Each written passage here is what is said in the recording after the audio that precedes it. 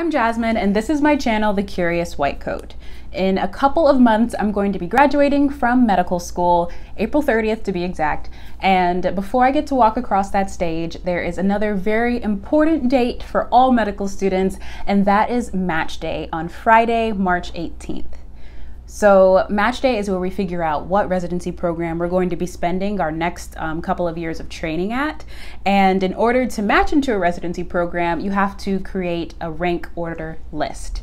So I certified my list a couple of weeks ago, and I decided to make this video to help you figure out what type of criteria you should put for your residency rank list.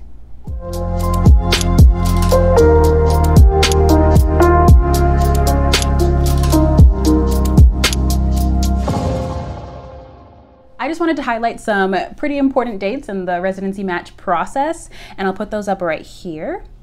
So January 31st is the standard registration deadline for the National Residency Match Program, or the NRMP, which is the main residency match.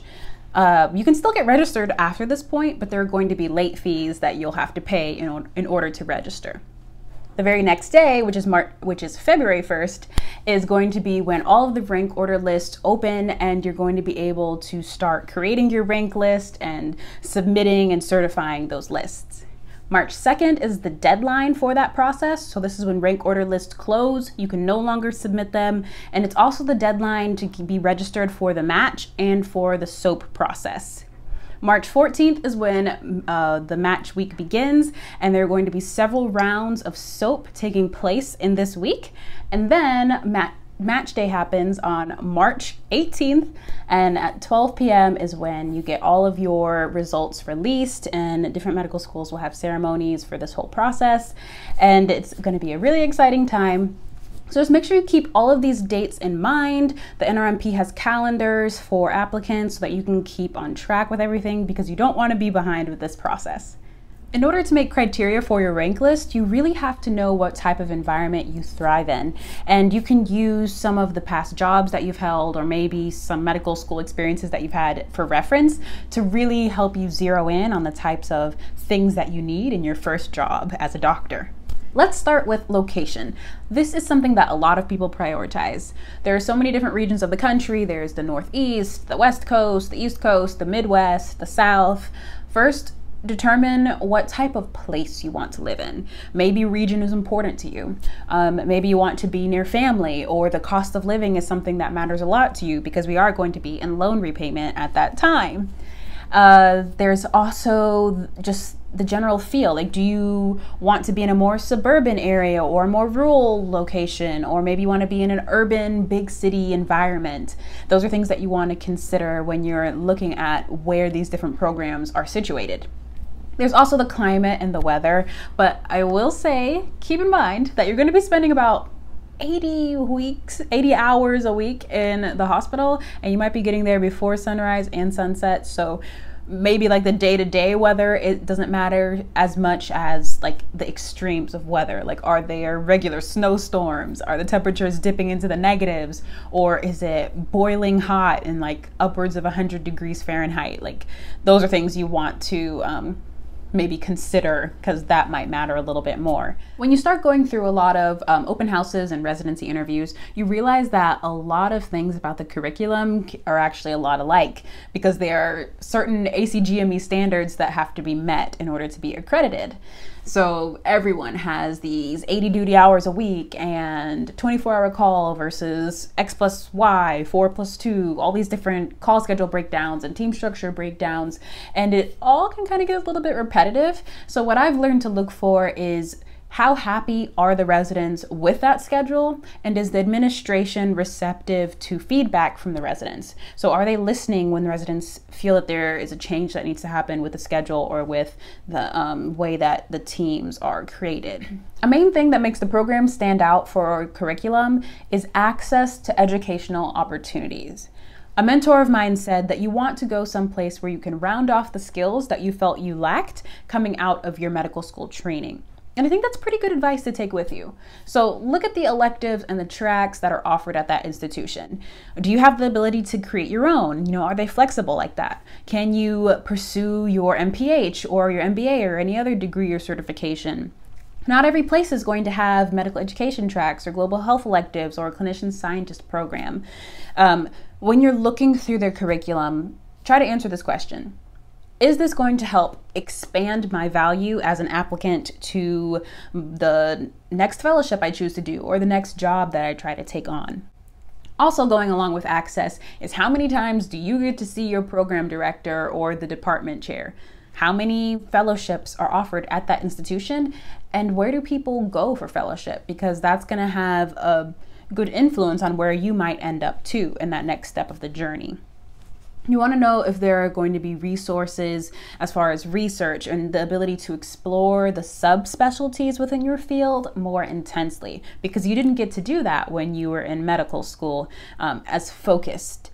So you also want to know, as far as your patients go, like, are the facilities and the resources available to my patients what the people within my catchment area need? You know, are there 20 people waiting for the MRI machine, or what's going on there? You are here for the next step of your training, which could be the next 3 to 7 years of your life. So you want to make the most out of it and be able to increase your skill set and the services that you can provide so that you can craft the career that you want in life down the road. So next is the people, and everyone is going to tell you this, but I don't think it's cliche because there's so much meaning to that criterion. And it's actually the thing that I've prioritized the most in this entire residency process. So you want to ask yourself these questions. Do I feel like I connect with the residents there? And maybe even some of the other applicants that you keep seeing like pop up into other interviews with you, that might be an indication that maybe y'all will end up in the same residency program in the future. So you want to know, like, how well do the residents mesh together? And that can be pretty evident from the meet and greets. You know, are they friendly? Are they cordial? Do they know nothing about each other? Try to get an idea for the vibe between the group. Think about what their personality is like, and is it something that goes well with yours? Are they a more serious crowd, or are they more goofy and laid back? Like, think about the things that you like within your own friends, because you're going to be seeing these people a lot in the future. Your fellow residents are the beginning of your future career network, and the larger that network is, the more opportunities you have, because this isn't just your PGY level, but all of the PGY levels and all of the alumni across the country and the world. The size of your program is going to determine your call schedule and the ease of being able to take time off without completely disrupting someone else's world when they have to cover for you, and vice versa. Some people will say that they want a smaller residency program because they want that more intimate family feel. But I don't think you should use the size of a program as a proxy for how well the residents get along. I think that's more dependent on the vibe of the people, not the size of the program. As far as reputation goes, I do think that having training in maybe the same place can help you get a foot in the door as far as future opportunities. But to only choose a place based off of the name is just a little superficial to me, because it doesn't tell you how happy you're going to be while you're a resident there. Maybe you could use this as a deal breaker if there are two places that are very similar in a lot of other ways. I've seen some people try to prioritize your salary and benefits as being this very, very important criterion for residency, but I just don't understand why, because I think the average resident starting salary across the United States was around 55 to 60K. And when you break that up into how you're going to be paid, which could be monthly or biweekly or however they pay you, that amount of money only becomes dollars of a difference. And your benefits are pretty good. I mean, you're going to be a healthcare worker. I would just look at places that maybe don't give really good benefits, health, vision, dental, all that stuff. If they're not including those things, disability insurance, life insurance, then that would probably be a red flag. But no matter what, Out of all of these salaries, you probably are technically going to be underpaid for the work that you're doing and the value that you put into the hospital. And you might be like more than $200,000 in student loan debt. But that's a discussion for a different video. If you are going to try to prioritize salary and numbers like that, do account for, relocation reimbursements, housing stipends, educational reimbursements, and all of that. And don't forget about taxes, because that number that you see online may not be the number that's on your paycheck. Just saying. But I honestly would focus more on the resident voice. Is there a resident union that's acting on your behalf with the hospital or the health system to which you're employed? Because that has a lot of negotiating power for you as far as your salary and your benefits, like wellness days, vacation time, things like that. You want to look at whether or not they value their residents and they let residents have a say in how their career goes. And that brings me to my next criterion, which is your physical and mental health. You want to look for places that recognize the residents as human beings. I remember one resident, he said, this was either at like a meet and greet or an open house or something, and he said, you want to go to places that think of wellness as more than just yoga. So for example, there was a program that hired a whole new team of neurohospitalists. I'm bringing it back to neuro because that's all I know. And there were some places that hired more providers like physician's assistants and nurse practitioners in order to take some of the workload off of the residents. And look to see, like, are they minimizing the amount of calls that you have that are going to be more than 24 hours? Do you have autonomy with being able to plan your schedule? These are things that you may not look at as much, but it's also important to remember too that a big part of wellness is liking where you go to work. Here are some things that you can do to help you determine where you want to rank programs on your list.